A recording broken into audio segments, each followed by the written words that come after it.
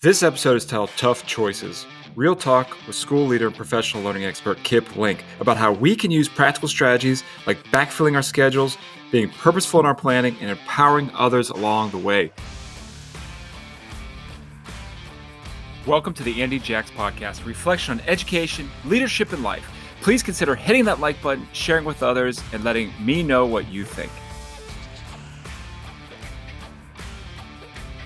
All right, welcome back, everybody. In this episode, I have one of my buddies here, Kip Link, and he's going to tell you a little bit about himself, and then we're going to get rolling. Again, this podcast is not really your typical interview style. It's really meant to be a reflection on the things that are happening in our lives, leadership, how we work with kids in school, how we can be better people overall. And I want that to be very organic and things that we're dealing with. So I don't really plan these out months in advance. And people reach out to me like Kip did, and we had a great conversation about the most recent podcast about planning things out and how do we maintain that our goals are in our calendars, and that led to doing another podcast with Kip. So welcome, Kip. Thanks for coming on. You bet. I'm glad to be here.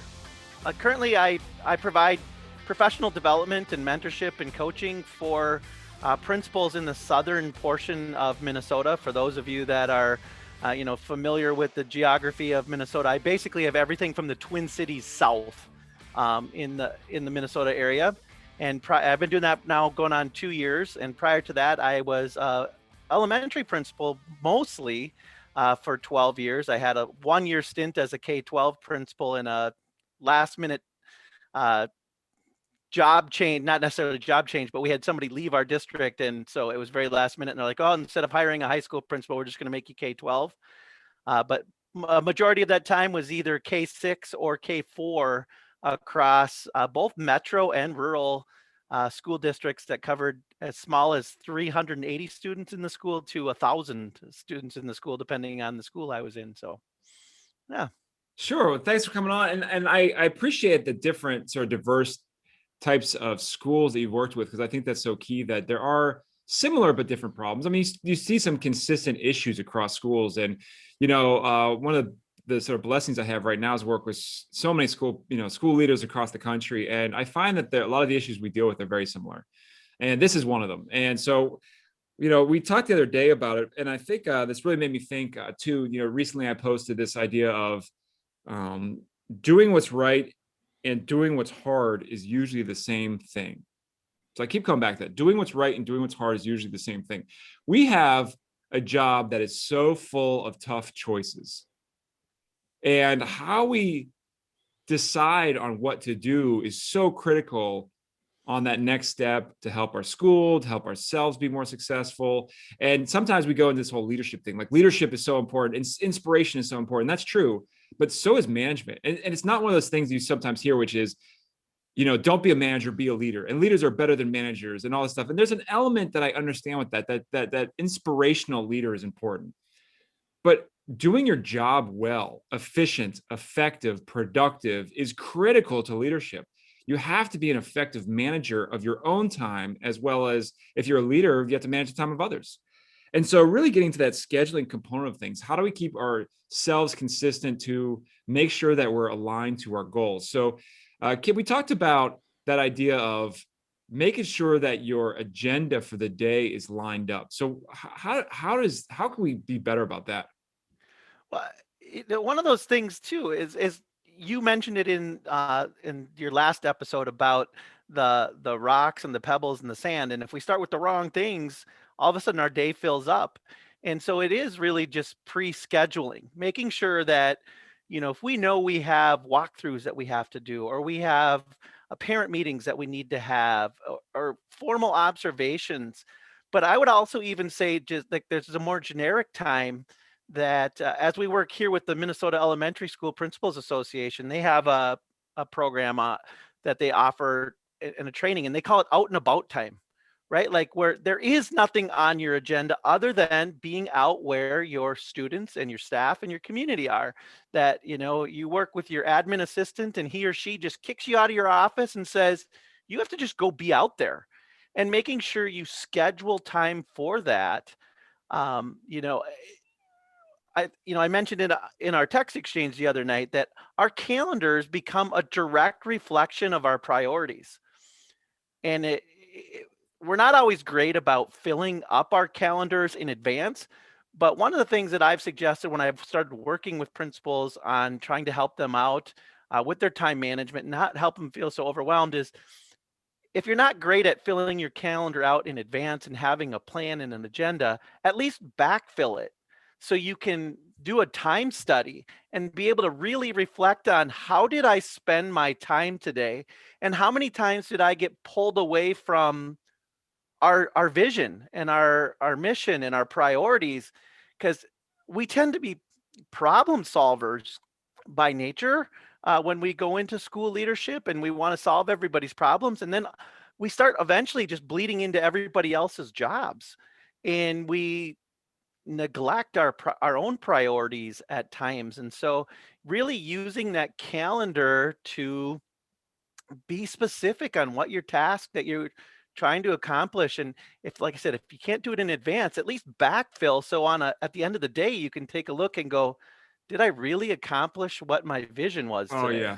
Kip, I think that's outstanding. So when you said that to me the other day, that really, really made me think. And I think I do a little bit of that, where I try to, it's like when have you ever done this before? Like where you do some of the lists on you write, you do these things during the day, and then you make your to-do list, and then you go back and write the things you already did on your to-do list, and you check them off to make yourself feel better. That's not necessarily a bad thing. It's good because it shows you that you are getting stuff done, and that's a good thing, and give yourself credit. And I think that works the same way with the schedule. Sometimes we go through our day, we realize like, man, I worked so hard today, yet I didn't feel like I got anything accomplished. Sometimes that's true, and sometimes that's not true. Sometimes, frankly, you did a lot of stuff that wasn't on your agenda, but that still is good things to do. You should, or you could, like Kip says, go back and fill it in to show you that, oh yeah, I did a lot of great things today. I really reached out. I did this, this, this. The problem is that it's such a reactive version of that if you don't like sort of ahead of time put things down on your schedule. And the thing I keep coming back to is you got to allot time based on the reality of things that take different amounts of time. So you have projects that just take time. They take an hour, they take 2 hours, whatever it is. But in our minds, sometimes we think they're going to take like 5 minutes. Like in my mind, I can crank out like 100 things on my to-do list. I'm going to get all of this done today. Today is going to be the day I close out my whole to-do list. And it's literally impossible, people. You cannot do that. So you have to decide, again, tough choices. What are you going to put on today's agenda versus tomorrow versus the next day versus next week versus next month? Because if you do that, you're more likely to accomplish those things that really matter to you. And for me, it goes down to, if it matters to you, it's on your schedule. If it matters to you, you write it down. If you say something matters to you, but then you show me your calendar and it's not on your calendar, I got to tell you, it doesn't really matter enough to you. It's not enough of a priority. And the same thing goes with kids. If our kids matter to us, this is something we were working on lately in our school, Kip. So let me know your reaction on this, because this to me is like this fundamental belief system thing. It's like, if it matters, if our students matter, they're on the calendar somewhere. Like obviously reading instruction matters because reading is on the calendar. It's on the daily agenda. We have a certain time for it every single day. If you're doing a behavioral intervention with a student, or a specific reading intervention, or you want to do a check-in, or a principal, if I want to make sure I'm touching base with the teacher all the time, if it's not on that calendar on your daily agenda, then you really just don't care enough about it, because likely other things are going to take its place instead of it, or instead of that child. So if you really want to make a difference with a child, make sure that child is on your daily agenda, and it's more likely for you to connect with them, right? So what do you think about that?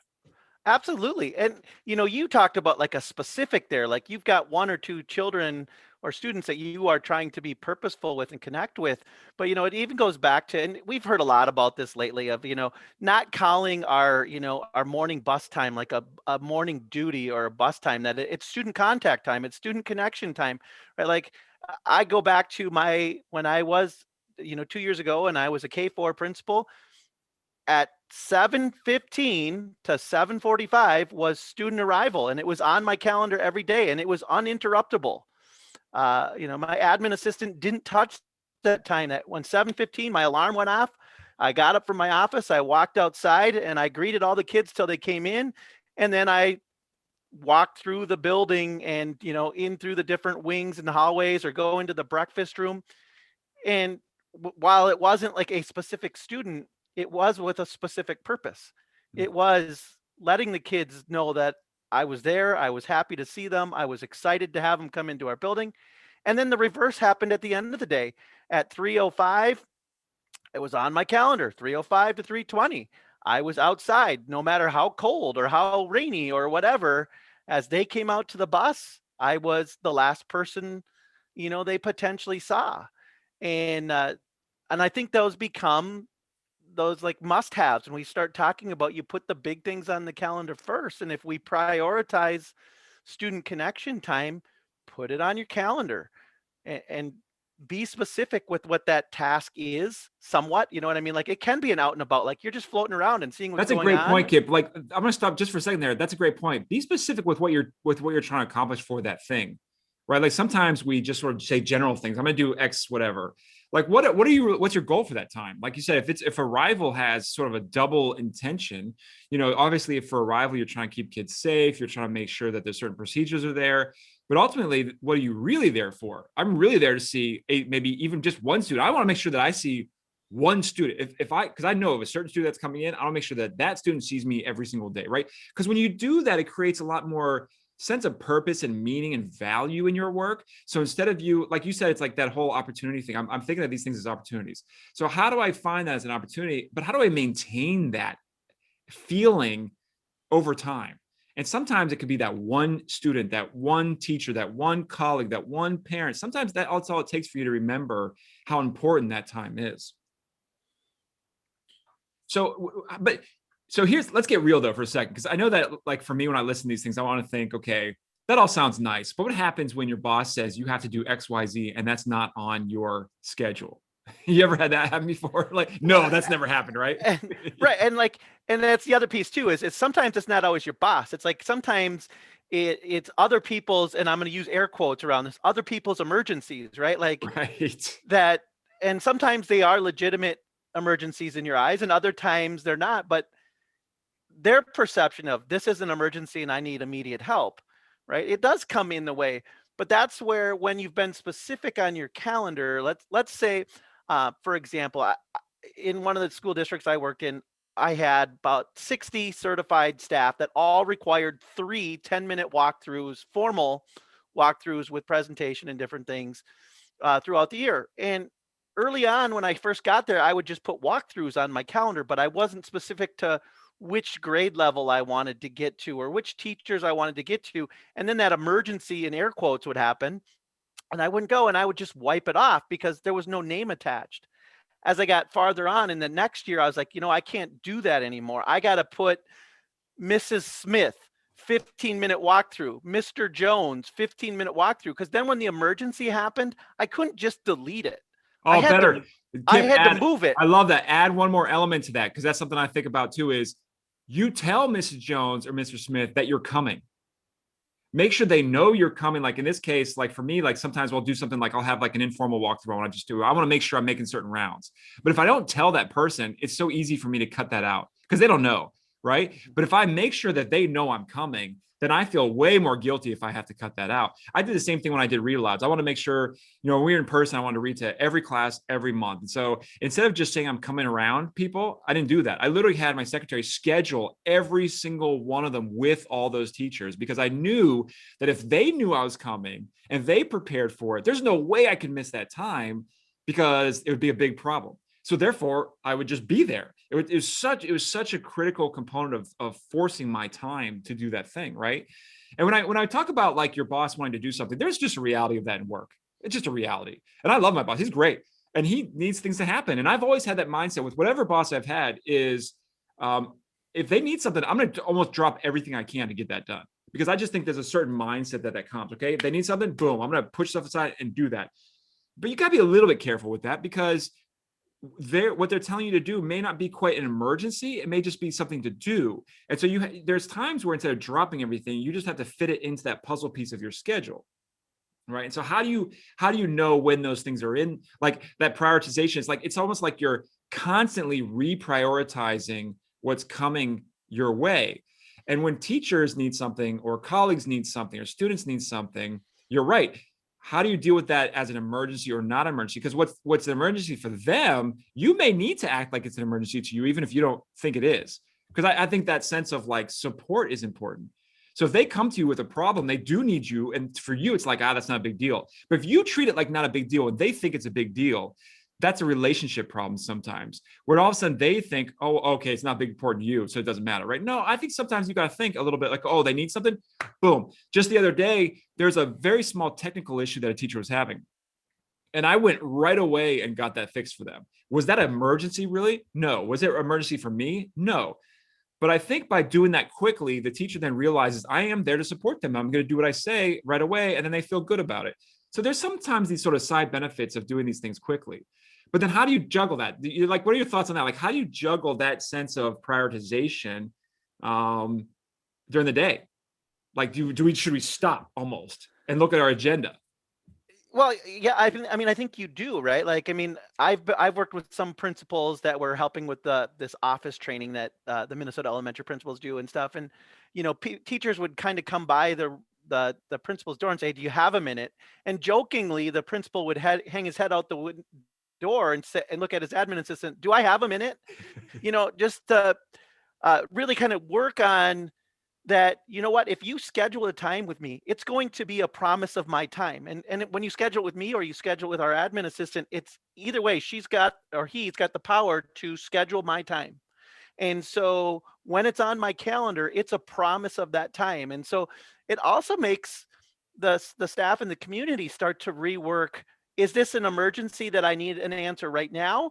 Or can I just share the information with the admin assistant and say, I'd really like to get on his calendar for 15 minutes so I can talk about this. But that way they've come down, they've scheduled it. They're not going to forget whatever it was that was important for him at that moment and done some of those things. But then there are those times where it's that true emergency. And with that, I would say, you know, making sure that you have a system in place to plan A, B, C, D, right? Because there are times as a school principal where you're out of your building.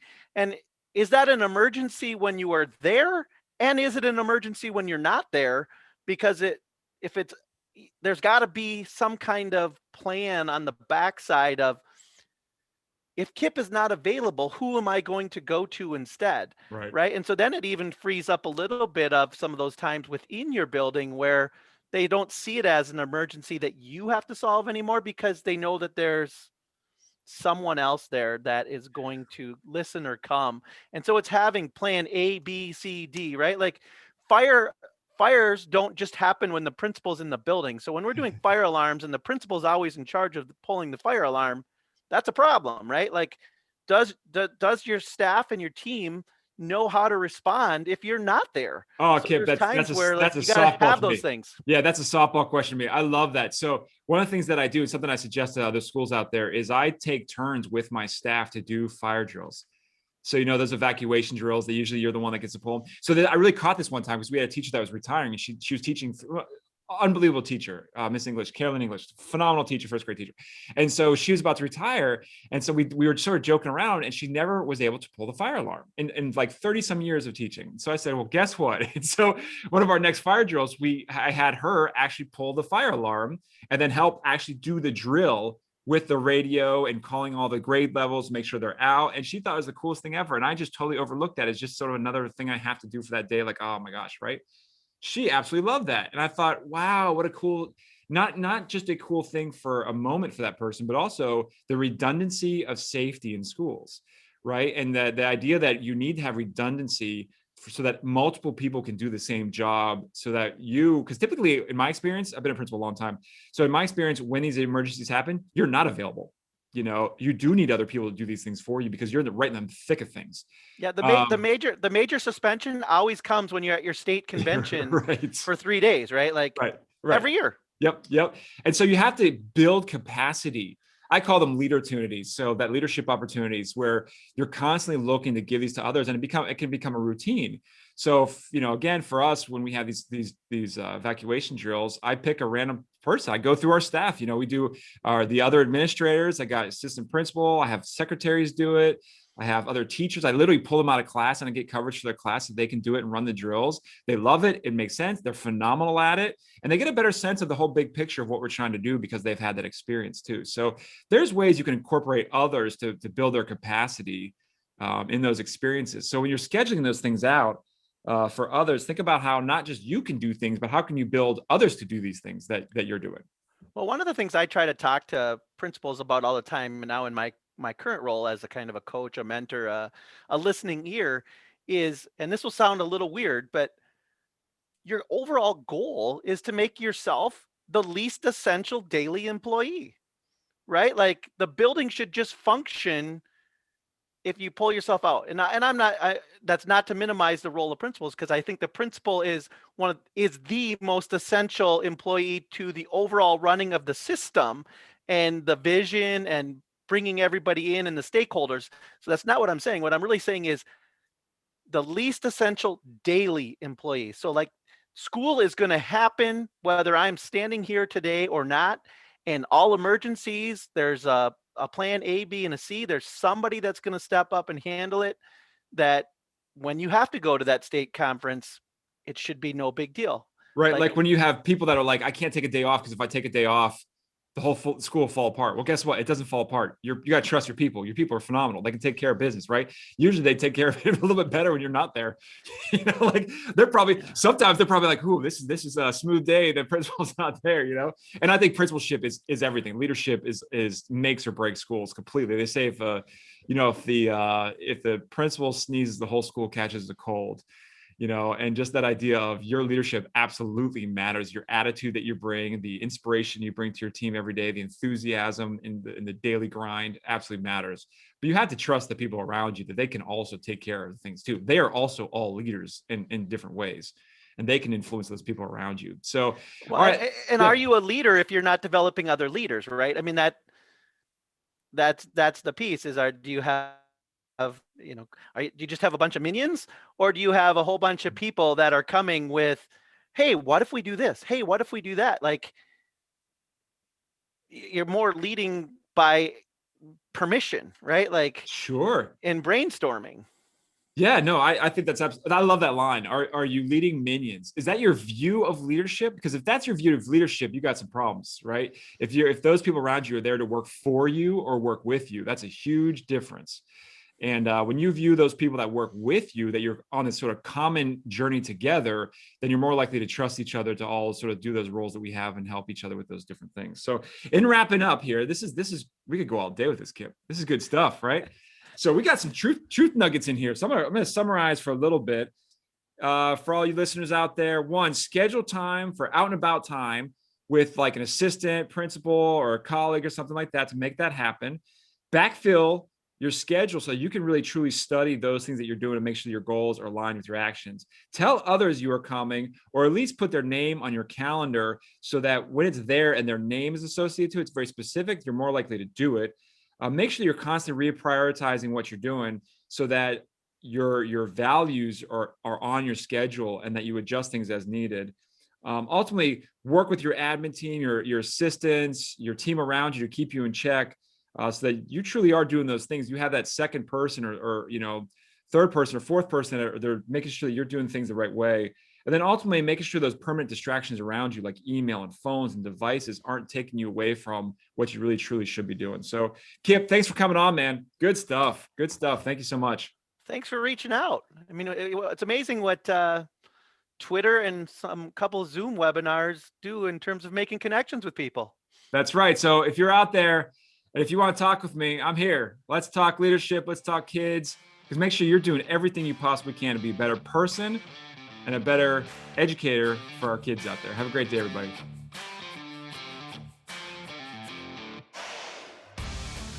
That wraps up this episode. Follow me on social media at _AndyJax. Check out my website, andyjax.com, to sign up for my updates and blog posts.